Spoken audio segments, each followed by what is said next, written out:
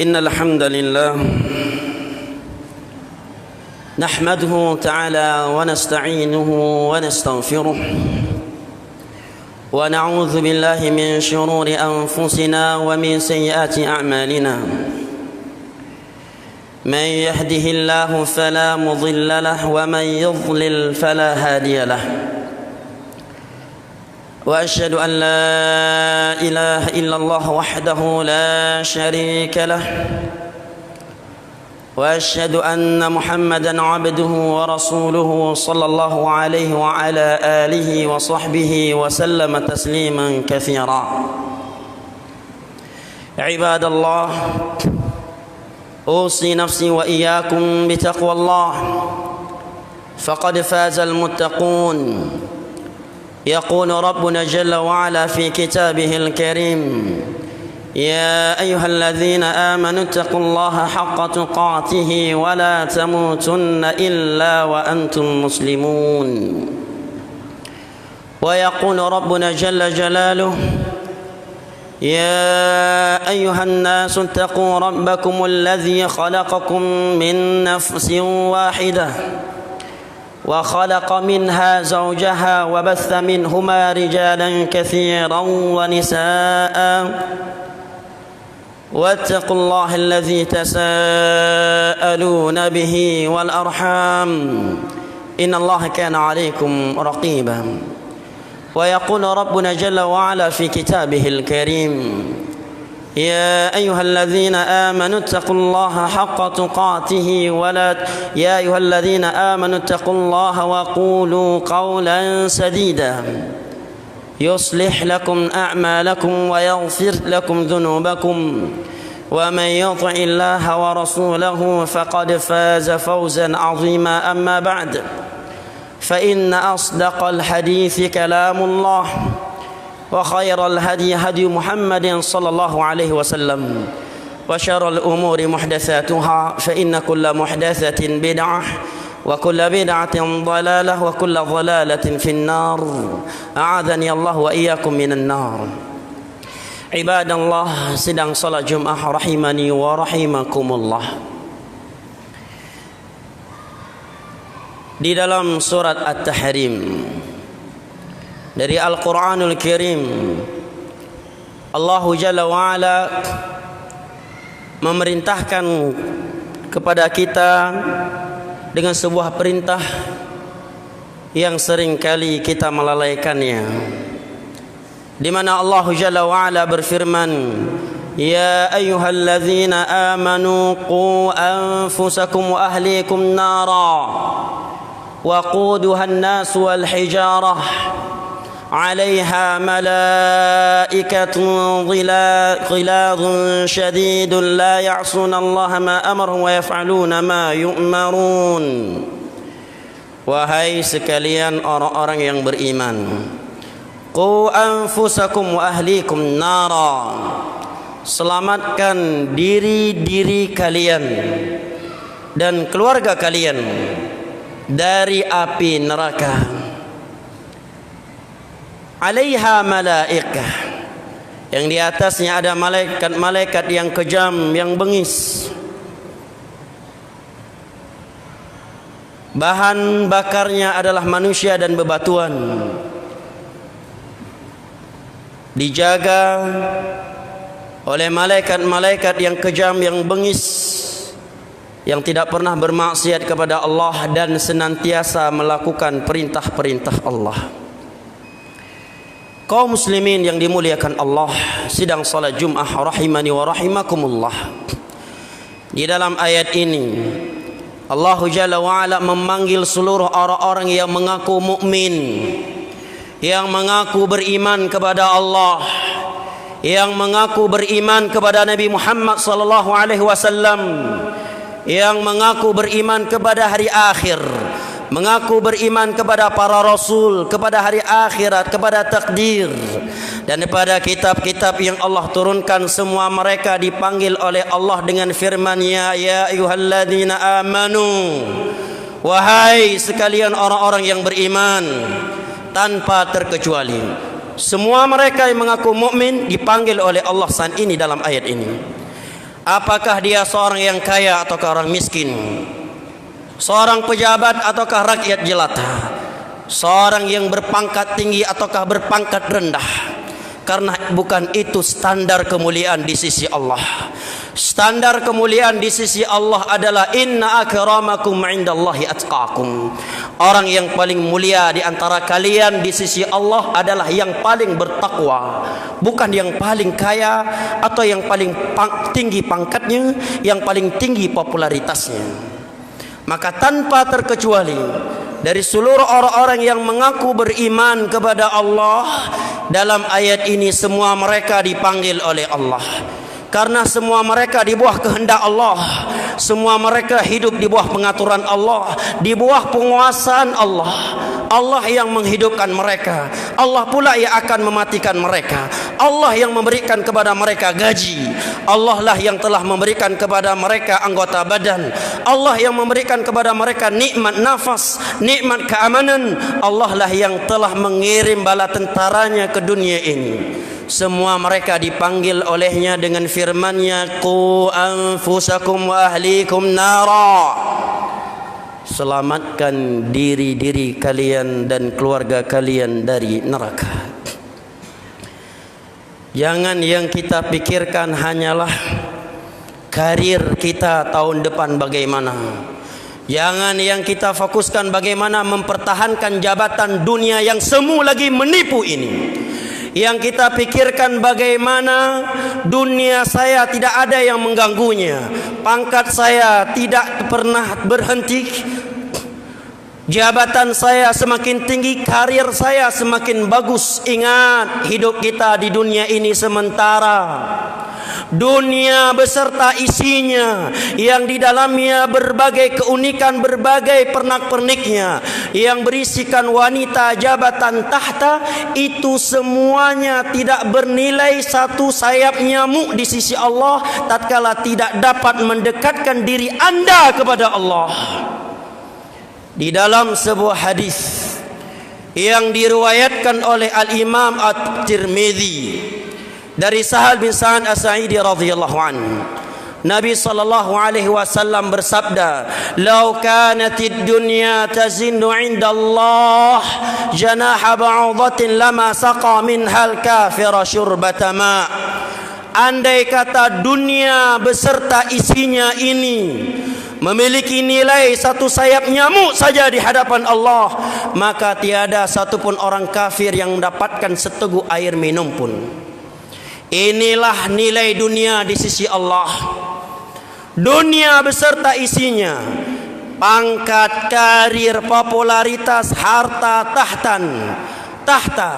Sekalipun Anda memiliki sejuta, semiliar pasukan elit sekalipun, miliunan dolar Amerika sekalipun, karena sungguh orang yang punya jabatan saat ini belum ada yang memiliki jabatan seperti Firaun. Belum ada di antara kita saat ini memiliki kekayaan seperti Qarun yang telah ditenggelamkan hidup-hidup oleh Allah. Tiada satupun di antara kita yang memiliki tahta seperti Namrud, raja nomor 1 di dunia, raja yang paling bengis, yang paling kejam di muka bumi di zaman Nabi Ibrahim. Saking kejam dan bengisnya Namrud, istri Nabi Allah Ibrahim yang bernama Sarah ingin diperkosa olehnya, namun Allah membekukan tangannya. Tahukah kita bagaimana dia dimatikan oleh Allah? Rupanya Namrud mati bukan ditembak oleh sniper, dia mati bukan ditembak oleh pesawat tempur, dia mati bukan ditembak dengan AK-47, dia mati, Allah matikan dia dengan seekor lalat yang masuk ke hidungnya, menembus otaknya, dan sekian lama dia tersiksa dengannya. Setiap harinya dia memukul-mukul kepalanya, meminta kepada rakyatnya untuk mengeluarkan lalat yang telah masuk ke otaknya melalui hidungnya. Ketika lalat masuk ke otaknya melalui hidungnya, dia bukan dalam keadaan sudah stroke, bukan pula dia sudah enggak punya jabatan lagi, bukan pula ketika dia sudah enggak punya anak buah lagi, enggak punya pangkat. Di saat itu masih sebagai raja nomor 1 di dunia. Dia masih sehat, ototnya masih kuat, Allah matikan dia, Allah bunuh dia dengan seekor lalat yang masuk melalui hidungnya, menembus otaknya, dan itu pun tidak langsung dibuat mati oleh Allah Subhanahu wa taala. Akankah kita bersikap sombong dengan dunia yang secuil ini di hadapan Allah? Apalah arti dunia yang kita miliki? Sehebat apapun status sosial kita di dunia ini, kalau kita tidak bertakwa kepada Allah, maka seluruh dunia yang kita miliki tidak bernilai satu sayap nyamuk pun di hadapan Allah. Nabilah yang telah bersabda, "Lau kanatid dunya tazinu 'inda Allah janaha ba'udhatin lama saqa minhal kafira syurbata ma'." Andai kata dunia beserta isinya ini memiliki nilai satu sayap nyamuk di sisi Allah, maka tiada satupun orang kafir yang mendapatkan air minum seteguk pun. Ini hakikat dunia, jamaah. Maka seluruh mukmin dipanggil oleh Allah di dalam ayat ini. Allah katakan, qu anfusakum wa ahlikum nara. Jika kalian cinta kepada diri kalian, cinta kepada keluarga kalian, qu anfusakum wa ahlikum nara. Selamatkan diri kalian, keluarga kalian dari neraka Allah Subhanahu wa taala. Karena neraka itu bukan sebuah cerita dongeng belaka. Dia sesuatu yang fakta, sesuatu yang nyata, dan sesuatu yang mengerikan. Di dalam sebuah hadis yang diriwayatkan oleh Al-Imam Bukhari dari sahabat Nu'man bin Bashir radhiyallahu anhu, Nabi sallallahu alaihi wasallam bersabda, "Inna ahwana ahli an-nari 'adzaban yaumal qiyamah la rajulun yudha'u tahta rijlihi jamratan fayaghli minhuma dibaghu fayadhunnu annahu ashadduhum 'adzaba wa huwa ahwanuhum 'adzaba." Penghuni neraka yang paling ringan siksaannya di saat itu adalah seorang hamba yang diletakkan dua bara api di bawah kakinya, lantas meleleh dan mendidih otaknya. Itu baru dua bara api diletakkan di bawah kakinya. Belum dicelupkan ke dalam mulutnya minuman penghuni neraka, belum dimasukkan ke dalam perutnya kalajengking ular, belum dimasukkan ke dalam mulutnya buah zakum, dia belum dibakar di bawah api neraka, baru diletakkan dua bara api di bawah kakinya, membuat otaknya meleleh dan mendidih. Dan dia adalah penghuni neraka yang paling ringan siksaannya, bukan yang paling keras. Maka kata Nabi SAW, dengan azab dan siksa tersebut dia menyangka bahwa dirinya adalah penghuni neraka yang paling keras siksaannya, padahal dia adalah penghuni neraka yang paling ringan siksaannya. Tidak ada siksaan yang lebih ringan dari itu. Panasnya api di dunia ini, kalau kaki yang dibakar, kepala tidak akan ikut hangus. Jangankan kepala, paha saja tidak akan ikut hangus kalau telapak kaki yang terbakar. Beda dengan neraka Allah. Hanya dengan diletakkan dua bara api di bawah kaki seorang hamba bisa membuat otaknya meleleh dan mendidih. Neraka Allah bukan sebuah cerita dongeng yang tidak ada realitanya. Dia sesuatu yang telah Allah ciptakan. Sesuatu yang telah ada, sesuatu yang nyata dan fakta. Di dalam sebuah hadis yang diriwayatkan oleh Al-Imam Muslim dari Anas bin Malik radhiyallahu anhu, Nabi sallallahu alaihi wasallam menerangkan, menggambarkan kepada kita keindahan syurga dan kengerian neraka secara umum. Mari kita mentadabburinya. Sungguh keras, sungguh sudah beku hati kita apabila hadis Nabi yang berikut ini tidak menggetarkan jiwa kita.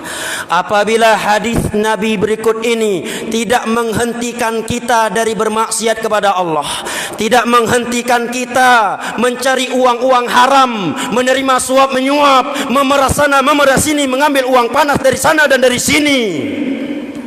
dan belum taat kepada Allah, maka sungguh sudah beku dan keras hati kita kalau hadis beliau berikut ini tidak menghentikan kita dari berbagai pelanggaran agama yang selama ini kita lakukan.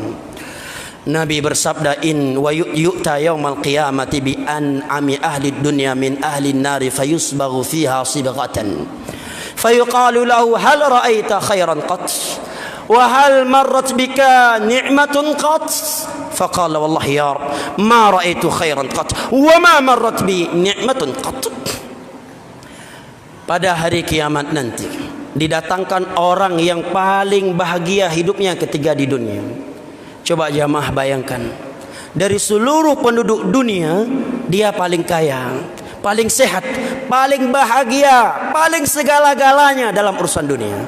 Tapi sayangnya di hari kiamat dia dari penghuni neraka Allah, karena ketika di dunia dia tidak taat kepada Allah dan Rasulnya.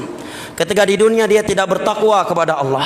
Dunia yang dia miliki tersebut justru menjadi sebab dia meninggalkan salat 5 waktu, menjadi sebab dia meninggalkan puasa, meninggalkan haji, meninggalkan zakat, atau dia mencarinya dengan cara-cara yang Allah haramkan. Dia pun dicelupkan ke dalam syurga. Setelah dicelup, Allah angkat, Allah katakan kepadanya, wahai hambaku, ingat dia adalah orang yang paling bahagia ketika di dunia. Dari seluruh manusia yang pernah hidup di dunia, dia paling bahagia, dia paling sempurna dunianya. Setelah dicelup ke dalam neraka, diangkat, Allah katakan kepadanya, wahai hambaku, sekali lagi, dia adalah hamba yang paling bahagia di dunia.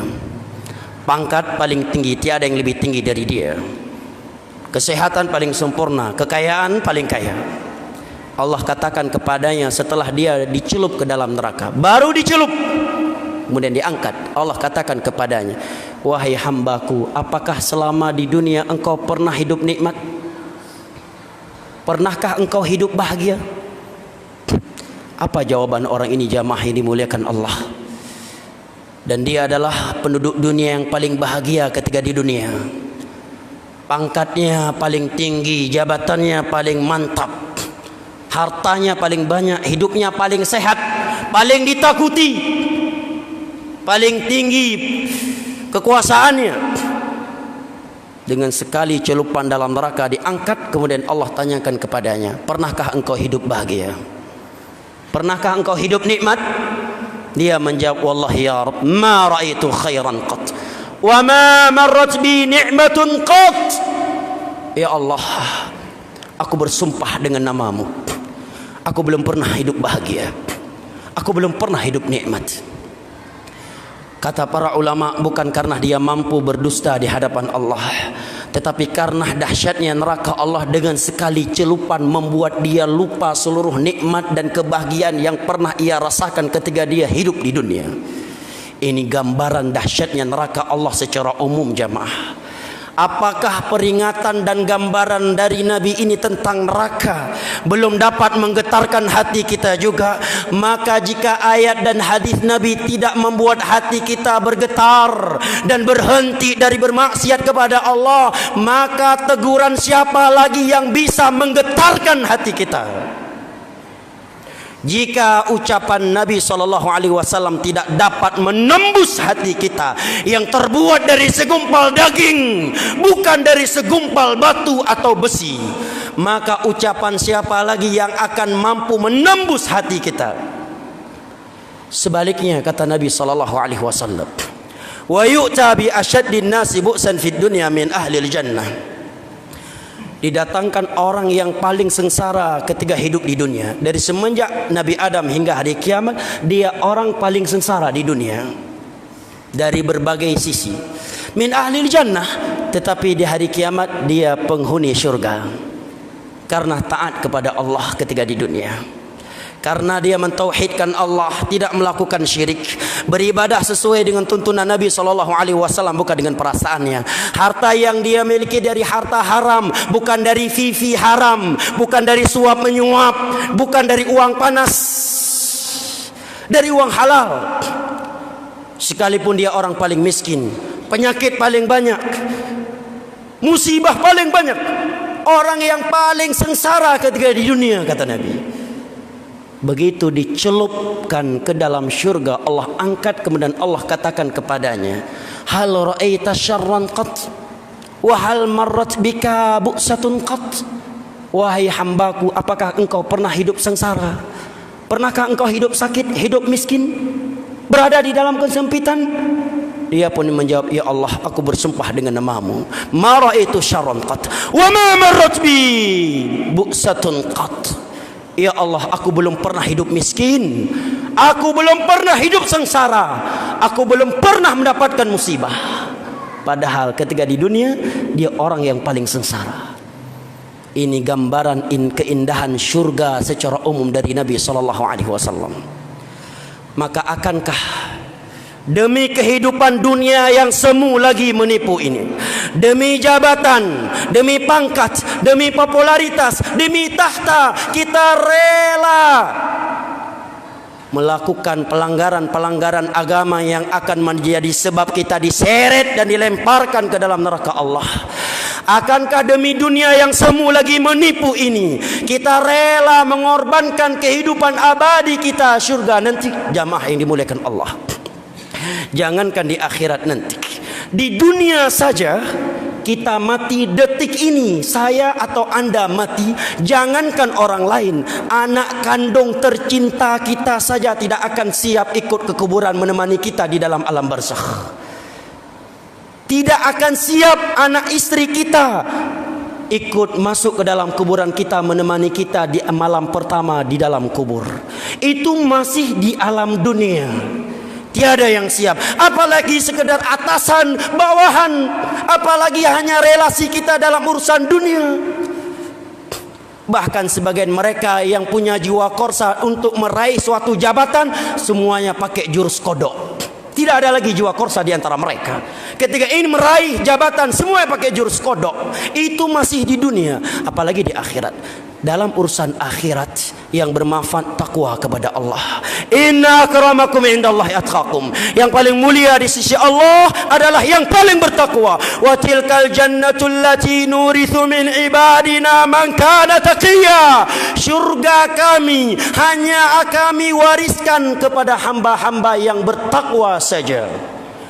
Nabi SAW memanggil putrinya Fatimah, ya Fatimah binta Muhammad, anqidhi nafsaki anin nar fa inni la ughni anki min Allahi syai'a.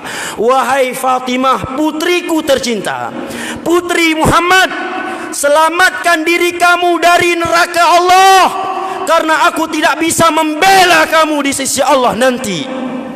Ini panggilan Nabi SAW kepada putri tercintanya.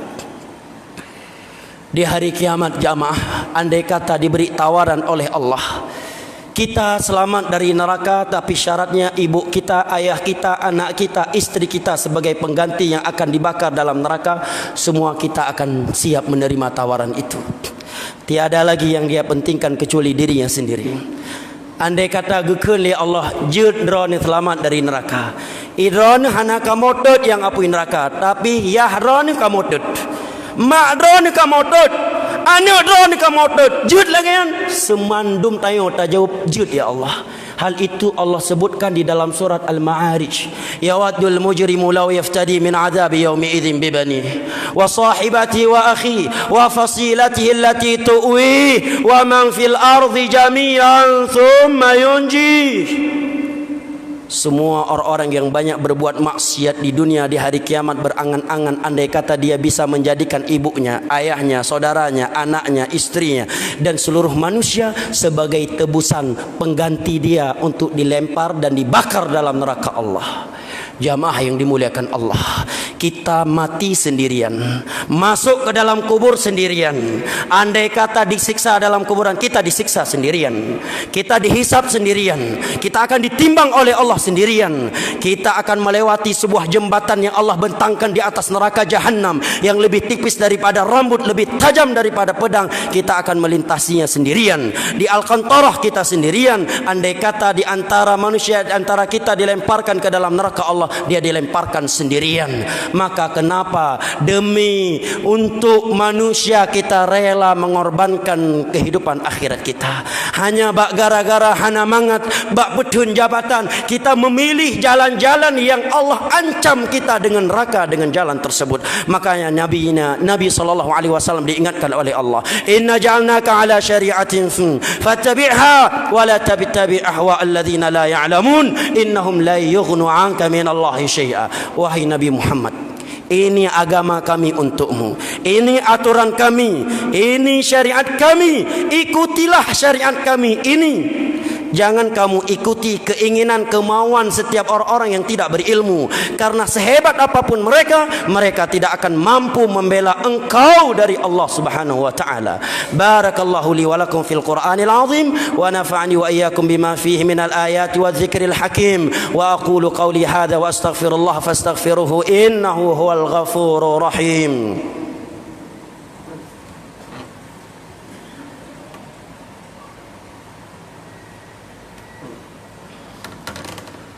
الحمد لله الذي أرسل رسوله بالهدى ودين الحق ليظهره على الدين كله ولو كره الكافرون ولو كره المشركون وأشهد أن لا إله إلا الله وحده لا شريك له إقرارا به وتوحيدا وأشهد أن محمدا عبده ورسوله صلى الله عليه وعلى آله وصحبه وسلم تسليما كثيرا. أما بعد، فيا عباد الله، أوصي نفسي وإياكم بتقوى الله فقد فاز المتقون. يقول ربنا جل وعلا في كتابه الكريم: إن الله وملائكته يصلون على النبي يا أيها الذين آمنوا صلوا عليه وسلموا تسليما. اللهم اغفر للمسلمين والمسلمات الأحياء منهم والأموات. اللهم أمن البلاد والعباد. اللهم أمن البلاد والعباد. اللهم أرنا الحق حقا وارزقنا اتباعه وأرنا الباطل باطلا وارزقنا اجتنابه. ربنا آتنا في الدنيا حسنة وفي الآخرة حسنة وقنا عذاب النار. وسلام على المرسلين والحمد لله رب العالمين. وأقيموا الصلاة.